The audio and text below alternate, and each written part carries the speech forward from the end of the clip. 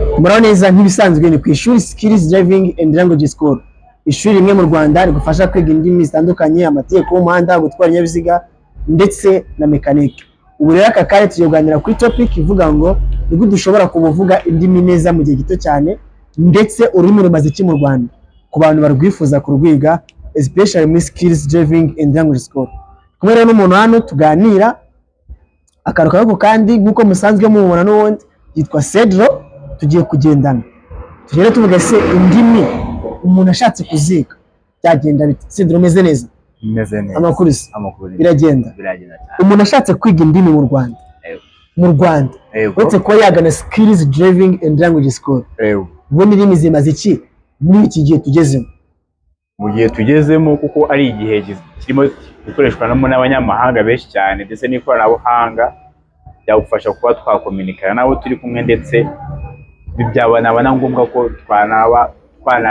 nazo twakora ibyacu ko twagiye abanyamahanga dukoresha twabasha kuba twakominikana nabo, ndetse muri make ukaba waba uri favor ku muntu wese wakwifuza kuba yaguha akazi. None se ubundi Cedro, ikibazo ngiye nibaza niki, abantu bose ntabwo twagize umugisha wo kwiga, abantu batagize umugisha wo kwiga bahuye n'ibibazo bitandukanye.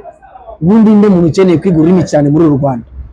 Umuntu ukeneye kwiga ururimi cyane ni umuntu wese uri ku isoko ry'umurimo, especially akaba ari nk'umuntu w'umushoferi cyangwa se w'umukanishi, umuntu ukora byose mu bintu byose bihuramo n'abantu benshi b'ingeri zitandukanye. Umuntu agomba kumenya indimi. Ubwo ushatse kuvuga ko abantu bose biga indimi cyane, wenda abashoferi n'abakanishi n'abandi?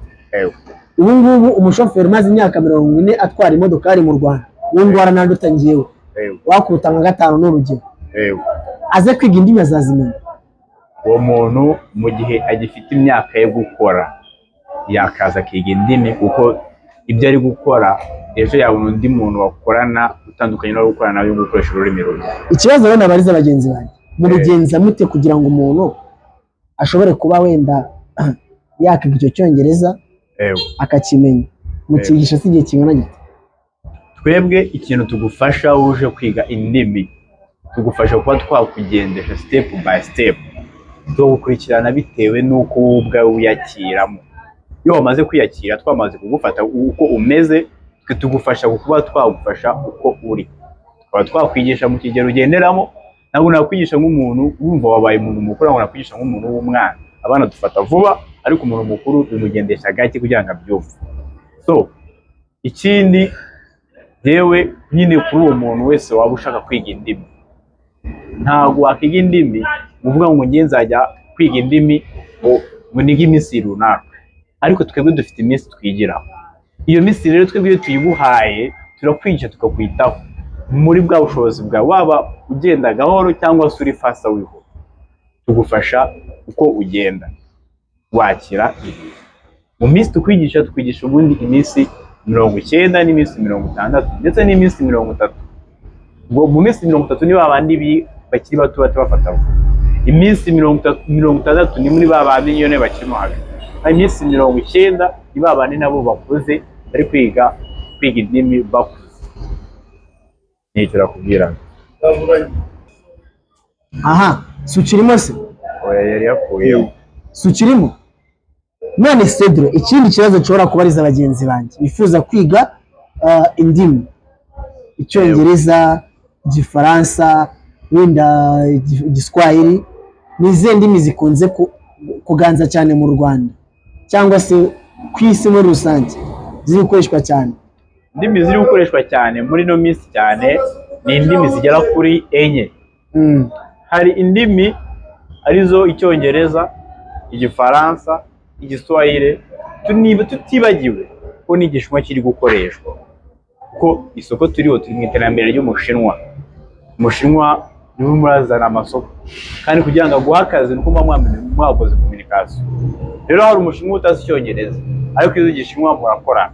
Niyo mpamvu ari indimi 4, ubundi mu minsi yashize zaresha, ariko ubu zabaye 4 kubera ko Ubushinwa yiyongerera ku isoko ry'umurimo. Igishinwa bakiga igihe kingana gite? Igishinwa bakigwa iminsi 60.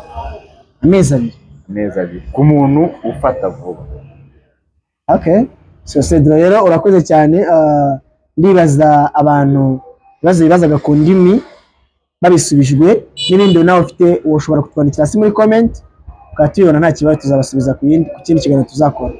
Akandi karusho cyangwa se ikindi namwongeraho Cedro, umuntu wese wifuza kwiga indimi iwacu especially nk'igishinwa cyangwa se ikidage, izi ni indimi ushobora kwiga mu buryo bubiri. Ushobora kuziga ukeneye certificate, wenda tuvuga ukeneye wenda nka HSK cyangwa se ukaba ukeneye wenda Deutsch level ya mbere, level ya kabiri cyangwa ya gatatu, nta kibazo. Ubwo ni B1 B2 na B na C1, ibyo nta kibazo. Ukaniga izo ndimi zikomeye mu bundi buryo bwa kabiri, ushaka kuziga kuziganira, kuvuze ngo ni Chinese speaking, ukaba waziganira neza ukazivuga, cyangwa se ikidage ukaba wakiganira neza ukakivuga. Byose rero n'amezi 3 cyangwa se amezi 2 bitewe nuko ufata, byose turabikora. Kandi dukora rero i Remera mu Giporoso utaragera neza kuri KFC. Mwango hano house KFC kuko bari gusenya umuhanda, reba Prince House ahanira. Prince House yigezemo mu cyapa no dukorera, cyangwa se damaye kuri telefone cyo Remera kuri station ya Rubis, cyangwa se duteganya hano na umva hose nyine no turegeranye cyane. Duteganye n'ubundi na Kifaruma, ushobora kudama kuri telefone 079 38 9 7 9 8. Murakoze cyane rero, Imana ibahe umugisha, tubahorane.